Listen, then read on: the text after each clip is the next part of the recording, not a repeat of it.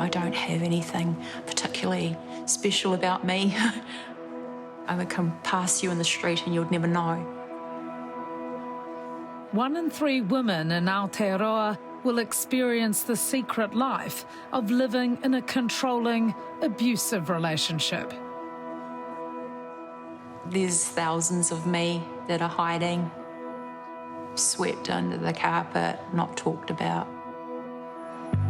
With only around a quarter of cases reported to police, it takes extraordinary courage to hold those responsible to account and get out alive. She's amazing. I mean, most people would just run away at the thought of doing that, and I can understand why a lot of women don't do it. First of all, I'm really pleased she got out alive. And she does have to be acknowledged for her bravery and sharing her story, which is an incredible act of generosity and giving others hope that they too can get out.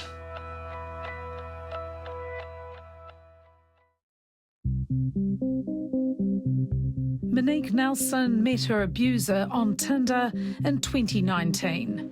Just put the full charms on and made me feel like, oh wow, this guy is really cool. He seems like a really nice man. Monique says she found Anthony Jerry charming and the pair became inseparable very quickly. So right from the get-go, would you say he was quite full on? Yes, definitely, yeah. I mean, we went on one date and then he rang me the next day and said, I want you to be my girl. And I was like, whoa, that's full on. We've only had one date. At the time, Monique was living with her daughter, Jasmine Wanoa, and her partner. And just after a few weeks of dating, Anthony moved in too. When I first saw him, I thought he was really nice, caring. I could see that my mum was like smiling, so I thought like she was happy. But Anthony would soon start to cause arguments between mother and daughter, and they weren't the only ones in the firing line. He started picking at Jasmine, which I didn't like. It went quite pear-shaped, really bad. There was an argument between Jasmine and her partner and him. When we had a disagreement, his aggressiveness and just the way he like stood up to my partner, and that was like quite scary. She just wanted him out of there and I followed him and we went to Louise's place. Louise Heather has known Monique for 30 years and was excited at the prospect of living with her best friend and her new boyfriend, Anthony. Well, it started off great because it was like having Monique flatting with me again, and that was awesome. But there were a few things that were a bit odd. Initially, they would spend a bit of time with us when they first moved in, but then it gradually got more and more that they came home from work and went straight to the room. Antisocial. Antisocial stuff, which wasn't like Monique at all. She's very social. In hindsight, she was becoming very isolated. She didn't talk to me a lot. It was while they were living here that Monique would get her first taste of Anthony Jerry's dark side. Monique found some documents that showed her new boyfriend was facing charges related to a former partner. We actually had an argument in the car so that nobody could hear. And then we went back to Louise's place and he told me to get out of the bed and sit on the floor and stare at the wall. It was freezing, I remember. So I just had like a little singlet and shorts on and I was sitting there cold and he was just mouthing off all sorts of really yucky things that I don't even want to repeat. So I sat there for a couple of hours and then he said, you can get back up on the bed now. And then he got up in the morning and he said, you're not going to work. So of course I'm like, I'm going to work. You're not going to stop me. And he said, you're going to obey me and do what I tell you to do. And then he struck me. And that first punch was shocking. It wasn't really the pain, it was just the shock of him actually doing that. And his eyes and how angry he was, they're bulging, and I still see them today. They haunt me. So he strapped me several times, and then he yanked my hair and pulled me down, and then he was on top of me on the bed with his hands around my neck. The morning after that first attack, Monique answered a call from Jerry and put him on speakerphone so her friend could hear. The way he was talking to her was a completely different person to what I'd seen up to that point. Just very angry, controlling, telling her what she could and couldn't do, telling her that she was pathetic and hurry up and find us a place to live and you're hopeless. Just blew me away because he'd kept all that so hidden from us, even though we were living in the same house, that's how he'd been treating her.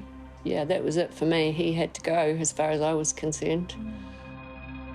Jerry moved out and insisted Monique found a place of their own. He cut her off from you, from her best friend. Yeah, from everyone. She had no one. At that time, did you think, I've got to get out of this? I felt like I was too far invested. I don't know why. I think I was just completely under control. My daughter said he's brainwashed you. It became clear that Jerry was a master manipulator who was gaslighting Monique throughout their short-lived relationship. He would make me think that I was the crazy one. He would say things like, I'll see you hanging from a tree by the end of this relationship. You're a sad, depressed, fat, ugly. No one's gonna want you. And why would they? Look at you, you're pathetic. Within just months of meeting her, Anthony Jerry had completely taken over Monique's life, making it impossible for her to even hold down a job. You got jobs, but you couldn't hold on to them. No. He expected me to answer any of his calls. If I didn't, he'd get angry. How often would he call you during the day? So he'd ring me on the way to work, be on the phone to me all the way. Then he would message me, and he'd message me, and then he'd call me during my break. And then he'd message me, and then he'd call me during my lunch break. If he didn't call me, I had to call him back. And then if I called him back, then he would twist it around and say, I'm busy at work, what do you want? It was like, damned if you do, damned if you don't. The verbal abuse was followed up with terrifying text messages. Overhearing Monique talking to a workmate set him off into a jealous rage, and he texted her, either I'm leaving in a police car or you're leaving in a coffin. Another menacing message said tonight will be the one to remember for all the wrong reasons. His threats were backed up with savage beatings. This 2-hour attack in September 2019 was so brutal, Monique believed she may not survive and took these selfies as an insurance policy. I was fearful for my life and thought, well, if I'm going to die, at least someone's going to know why and who did it. After the break, Anthony Jerry is finally brought to justice. On charge 6, do you find the defendant guilty or not guilty? Guilty. And how landmark laws are helping survivors of domestic violence. We don't want anybody to be left after somebody's been killed or really badly hurt, asking themselves, could I have done something? Monique Nelson lived in this Auckland apartment with her partner, Anthony Jerry, for 5 months. It's where she was repeatedly attacked in what she describes as her own private torture chamber. Despite attempts to leave her abuser, Monique was too terrified of what he might do to her and her loved ones if she left him. He was threatening he was going to hurt my friends, my family. He knew where Jasmine lived, he knew where Louise lived. I mean, this is a very, very dangerous man that you were with. Yeah. During their 9 months together, the mental and physical abuse Monique suffered at the hands of Anthony Jerry left her unrecognisable. These photographs taken by police after his final attack show the toll his abuse had taken. What do you see when you look at those photos? It makes me sad. You're broken, you're bruised. Yeah, I was really, really broken. By November 2019, Monique knew she had to end it and told Jerry she was leaving him. It sparked a brutal attack on the street outside their apartment. Monique was left unconscious on the pavement with a broken rib. Had this assault not occurred in front of eyewitnesses, it's very likely that Monique wouldn't be here to tell her story. On charge 16, do you find the defendant guilty or not guilty? Guilty. In April, her testimony helped a jury find Anthony Jerry guilty of 21 charges of violence against her. And you may now stand down. He has no remorse. If he did, he would have pled guilty and he would have taken responsibility for things that he had done. Among the raft of charges against Jerry was 6 for strangulation, an offence introduced in 2018 to provide greater protection for victims of family violence. Strangulation or attempted suffocation is a very clear message from an abusive partner that they have the power to kill. And there's a 7-fold likelihood that they will kill.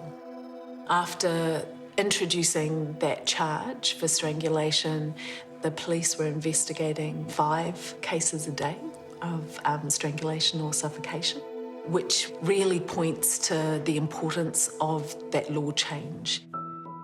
Former Green MP Jan Logie helped drive the government's reforms to improving the law for survivors of family and sexual violence. For too long, people have spent too much of their energy battling our system, and actually we need our system to be supporting people. Monique says the legal process was complex and exhausting, but new legislation providing domestic violence survivors with up to 10 days of paid leave have helped ease the stress she was under. If I didn't have it, I probably wouldn't have survived. I was able to be financially in a better position to be able to get my life back together.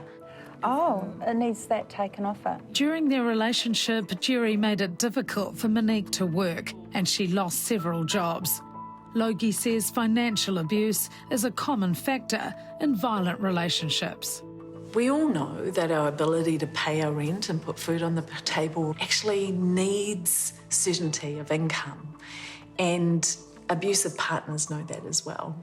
And so that quite often that's a dynamic in a violent relationship where an abusive partner will try and get their partner to leave their job or make it impossible for them to stay so that they'll be more dependent on them and make it harder for them to leave. The constant yelling and depriving me of sleep and making me feel ugly and useless was relentless. During Anthony Jerry's sentencing, Monique's victim impact statement was read to the court by friend Louise.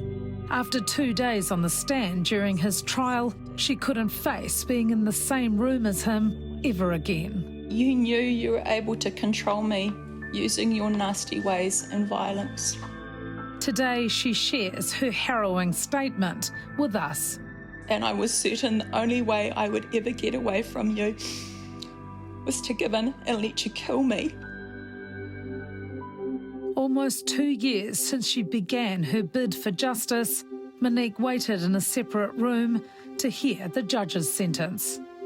I'm hoping for the best, but preparing for the worst.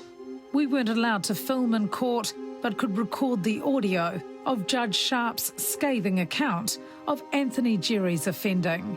Had you been able to continue to carry on as you did towards her in this relationship, there was every chance that you might not stop yourself and that she might have died at your hands. After an anxious 2-hour wait, she's told he's received a prison sentence of 5 years and 4 months. He's going away. He's gone inside. But I did it.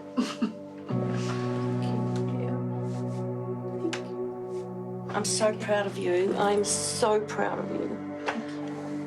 Oh. In the scheme of New Zealand law, it's good. Realistically, 2025 he gets out and hopefully he leaves me alone, but there's also a concern that he will come out worse than he went in and go and hurt someone else. This case hasn't only meant justice for Monique, but for the other wahine who never had their day in court, because Monique wasn't Anthony Jerry's first victim. Can you tell me a little bit about the woman that you've been in contact with as well? He's destroyed a lot of women on the way to getting to me. He's broken their spirits, really affected them. They're all trying to heal. So today is for all of them as well? It's for them. Reconnecting with her whānau and friends has been a great source of strength for Monique as she starts to piece her life back together. What she did is really important for other women to see and to get strength from and to try and be brave enough to do the same thing. She's so much better and she's come so far and she's like really strong now, and because not many people are lucky to get out of those like situations, so yeah, I'm really proud of her. She's now in control of her life and looking forward to what the future looks like. It's hard, but the rewards that you get your life back, you get your freedom. That feeling of freedom is amazing.